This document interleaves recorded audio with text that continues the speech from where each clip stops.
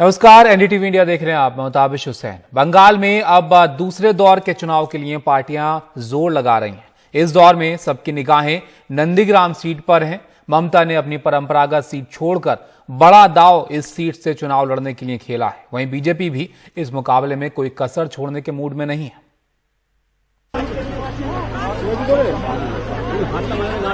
नंदीग्राम की सड़कों पर व्हील चेयर पर बैठकर अपने मतदाताओं का अभिवादन करती मुख्यमंत्री ममता बनर्जी। एक ऐसी तस्वीर जिसे आज से पहले मतदाताओं ने नहीं देखा, हमने भी नहीं। दादा बसते पारे की हैं? चलो हाँ तो यहाँ पर थोड़ा सा राहत थोड़ी सी मिलती हुई, क्योंकि दीदी तो व्हील चेयर पर आ गई। वीआईपी मूवमेंट हम लोगों को मिल नहीं पाता, तो दादा के साथ उनसे गुजारिश करके थोड़ा सभा की तरफ चलने की कोशिश कर रहे हैं, जहां पर उन्होंने, क्योंकि बहुत कड़ा मुकाबला है नंदीग्राम में जहां वो फंसी हुई हैं। लेफ्ट की भी जो युवा उम्मीदवार है मीनाक्षी मुखर्जी, उन्होंने भी एक कड़ा मुकाबला देने की कोशिश की है। सड़क के दोनों तरफ वैसे आप यहाँ पे ठाकुर चौक में जो रयापाड़ा से उन्होंने शुरू किया है, तृणमूल कांग्रेस के सपोर्टर्स देख सकते हैं, और वो नारे लगा रहे थे जोर शोर से, खेला होबे खेला होबे। 8 किलोमीटर रोड शो के बाद सभा यहाँ भी पहले हरी धुन, उसके बाद अपने पुराने साथी पर हमला।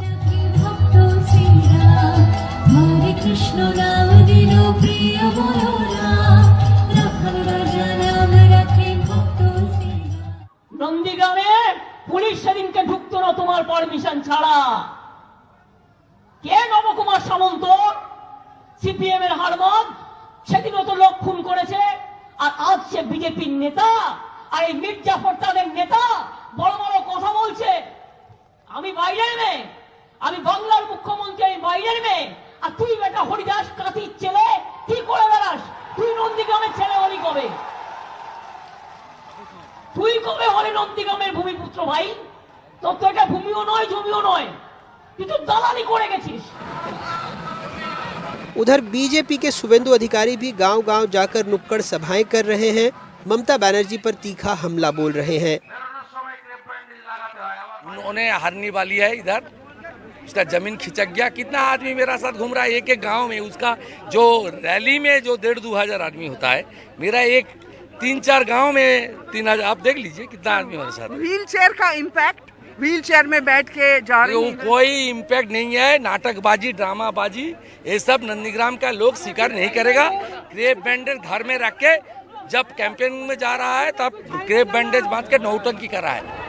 इन आरोपों प्रत्यारोपों के बीच मतदाताओं की अपनी राय है।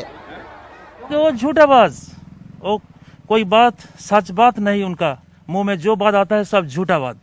ममता बनर्जी हाँ वो तो हमारा काम किया है, दीदी ने काम किया। नंदीग्राम का संग्राम कितना बड़ा है, इसका अंदाजा इसी बात से लगाया जा सकता है कि दीदी ने बाकी सीटों को छोड़कर नंदीग्राम में ही डेरा डाल लिया है। नंदीग्राम का नतीजा क्या होगा ये तो हम नहीं जानते, लेकिन इतना तय है कि विपक्षी दल ममता बनर्जी को एक ही सीट पर हफ्ते भर से ज्यादा बांधने में कामयाब हो गए हैं। नंदीग्राम से कैमरा पर्सन रिजवान खान और मोनिदीपा बनर्जी के साथ अनुराग द्वारी, एनडीटीवी इंडिया।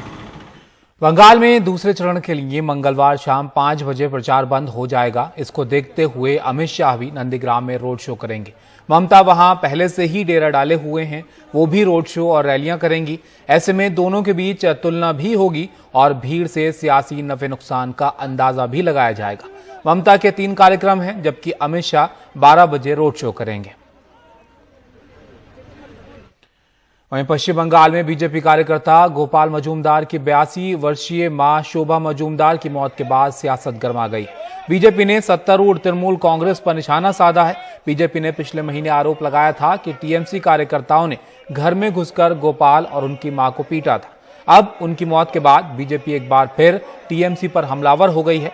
केंद्रीय गृह मंत्री अमित शाह ने ट्वीट कर ममता बनर्जी पर निशाना साधा है। अमित शाह ने अपने ट्वीट में लिखा है कि बंगाल की बेटी शोभा मजूमदार जी के निधन से दुखी हूं, जिन्हें टीएमसी के गुंडों ने बेरहमी से पीटा था। उनके परिवार का दर्द और ये जख्म लंबे समय तक ममता दीदी को परेशान करेगा। बंगाल कल हिंसा से मुक्ति के लिए लड़ेगा। बंगाल हमारी बहनों और माताओं के लिए एक सुरक्षित राज्य की लड़ाई लड़ेगा।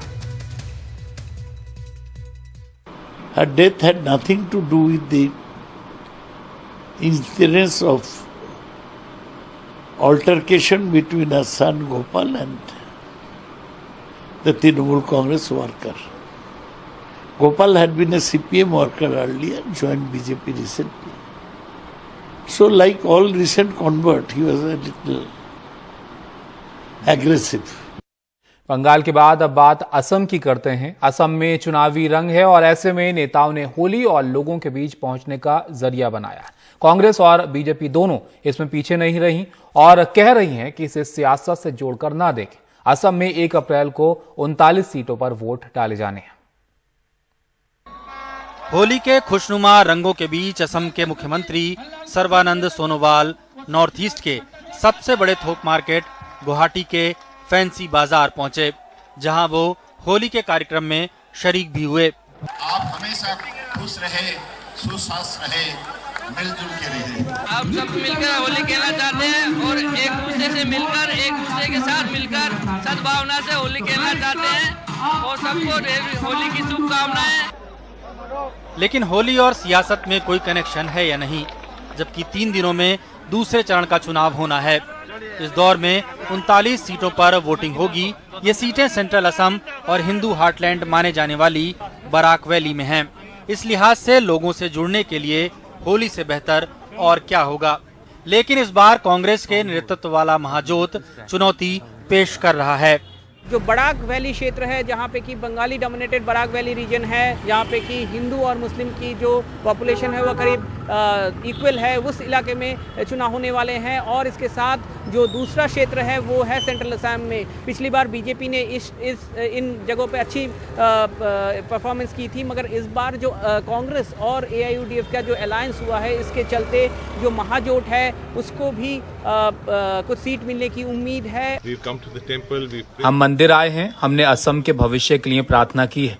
ईश्वर असम के लोगों को अच्छी सेहत और समृद्धि दे। इसके अलावा 5 गारंटी के लिए तो हम प्रतिबद्ध हैं ही। 5 गारंटीज। सिलचर में तो बीजेपी ने होली के बहाने शक्ति प्रदर्शन ही कर डाला।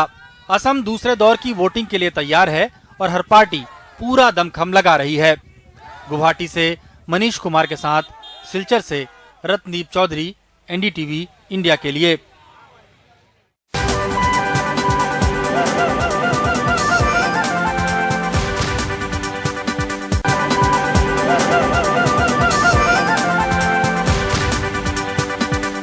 तो इसी के साथ इस बुलेटिन में फिलहाल इतना ही, लेकिन चलते चलते आपको छोड़ जाते हैं होली की तस्वीरों के साथ। नमस्कार। अजबे शहर नवे रंगा बनारस, अजबे शहर नवे रंगा।